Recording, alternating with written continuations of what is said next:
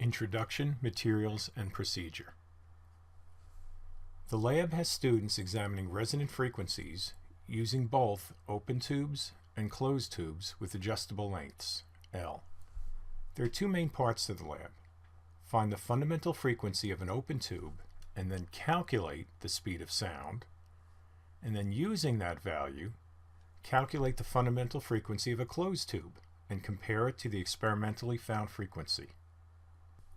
Here are the materials we'll need: a sine wave generator, a speaker compatible with the generator, connecting wires, one sound resonating tube with adjustable length that is of the same diameter as the speaker, and then one meter stick, unless the tube has a built-in scale. This is a one-period lab for the students. Please allow time to set up and familiarize yourself with the experiment before demonstrating it. Prep time, 20 minutes. 5 to 10 minutes to read and examine the teacher handout, then 15 minutes to set up the experiment and make the necessary pre-calculations. Then with the students, should be about a period. 5 to 10 minutes to show and explain the presentation, 10 minutes to do the lab and have students record the data, 15 minutes to analyze it, and then 5 to 10 minutes for discussion. The following items should be prepared before the students show up. Place the sound tube on the stands, which should be included with the tube, to keep the tube from rolling. Place the speaker at one end of the table. The speaker should be at a 45-degree angle with the end of the tube not directed straight into it. If the tube has a sliding inner tube which will change the length of the tube, make sure that inner tube can easily slide out the end opposite the speaker. If either end of the tube is closed with the lid, remove the lid. Connect the sine wave generator to the speaker using the two connecting cables. Then plug the generator into a power source. Turn on the generator and verify that you hear sound coming out of the speaker. As you scroll through the frequencies, you should notice the pitch increasing. That's frequency. At the same time, there will be some frequencies that are very loud. Those are the resonant frequencies that we'll be working with. If you do have a sliding inner tube, you can set the frequency around 125 Hz and slide the inner tube slowly out. The pitch will remain constant, but you will hear the volume get louder at the resonant lengths of the tube. This is a schematic of what we'll be working with. Start with the easy part. Here's the speaker attached to the sine wave generator, and remember that we'll have the speaker at a 45-degree angle with the tube. Now here's our tube. I'll just highlight the outer tube here. Okay, so that's all of this is your outer tube.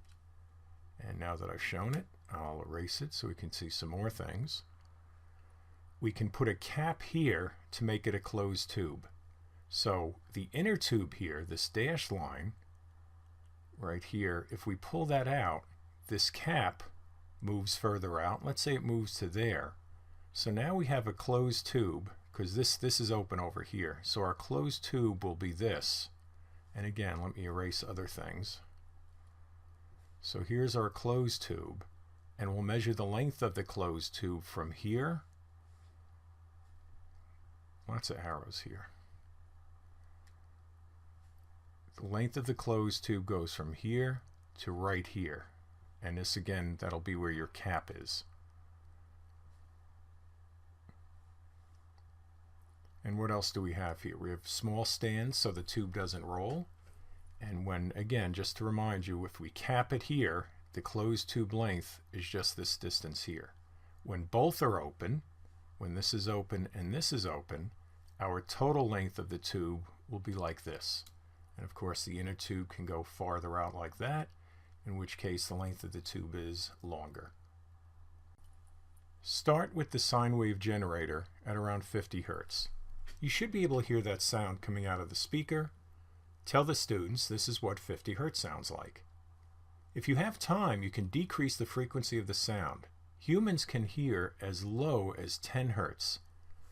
At this frequency, you can actually see the speaker vibrating at 10 times per second, right? Because that's what Hertz is, per second.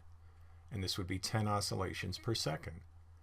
Explain to students that the sound is made by the speaker vibrating and pushing the air molecules, which push the air molecules in front of them, and eventually it hits your eardrum. They're often amused by the speaker vibrating at 1 to 2 Hz. You can see it, but you can't hear that sound.